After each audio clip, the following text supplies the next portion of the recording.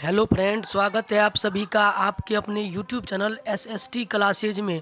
दोस्तों, आज हम क्लास 10th भूगोल अध्याय 1 जिसका नाम है भारत संसाधन एवं उपयोग, उसी का एक इम्पोर्टेंट क्वेश्चन देखने वाले हैं।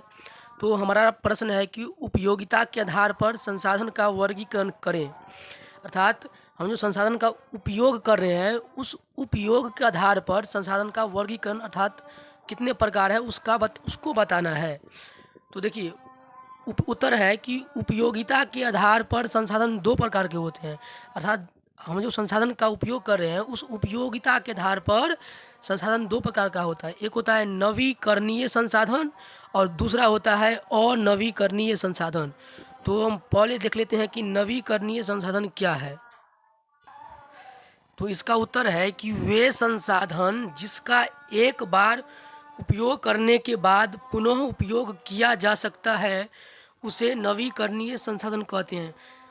अर्थात ऐसा संसाधन जिसे हम भविष्य में बार बार उपयोग कर सकते हैं उसे हम नवीकरणीय संसाधन कहते हैं। जैसे में सौर ऊर्जा को हम कितना भी उपयोग करें वो कभी समाप्त नहीं होगा। पवन ऊर्जा, इसको भी हम कितना उपयोग करें कभी समाप्त नहीं होगा। जल का भी हम कितना भी उपयोग करें कभी समाप्त नहीं होगा। विद्युत अर्थात बिजली, इसका कितना भी उपयोग करें समाप्त नहीं होगा, क्योंकि ये भी जल से ही बनता है, जल विद्युत द्वारा।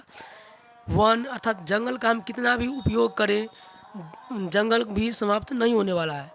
तो कुल मिलाकर यही हुआ कि ऐसा संसाधन जिसको बार बार भविष्य में मतलब बार बार उपयोग करने से ये कभी भी भविष्य में भी समाप्त नहीं हो सकता है, ऐसे संसाधन को नवीकरणीय संसाधन कहते हैं। दूसरा है अनवीकरणीय संसाधन।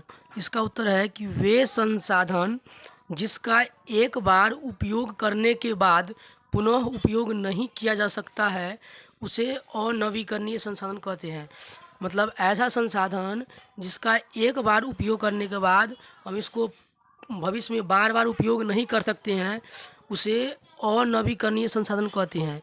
इसमें कुछ नोट्स है, इसे हम देख लेते हैं।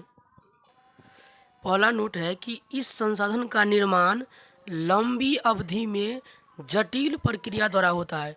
मतलब ये अनवीकरणीय संसाधन वे संसाधन होते हैं कि इस संसाधन जब एक बार समाप्त हो जाते हैं तो इसको बनने में अर्थात इसका निर्माण होने में बहुत ज़्यादा टाइम लगता है, लंबी अवधि लगता है।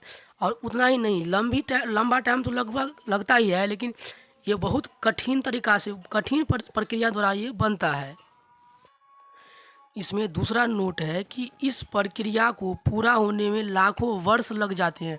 अर्थात आपको जो मैंने बताया था अभी कि ये जटिल प्रक्रिया द्वारा इसका निर्माण होता है, उस जटिल प्रक्रिया को पूरा होने में लाखों वर्ष लग जाते हैं। तो इसका जैसे देख लेते हैं। इसका जैसे में है जीवाश्म ईंधन।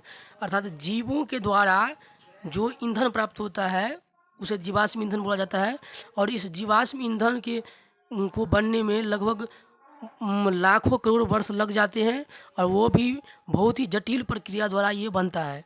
तो दोस्तों, अगर आपको ये वीडियो अच्छा लगा है तो इसे लाइक करें, अपने दोस्तों में शेयर करें और चैनल को भी सब्सक्राइब कर लें ताकि इसी तरह का वीडियो आप लोगों को मिलता रहे। धन्यवाद।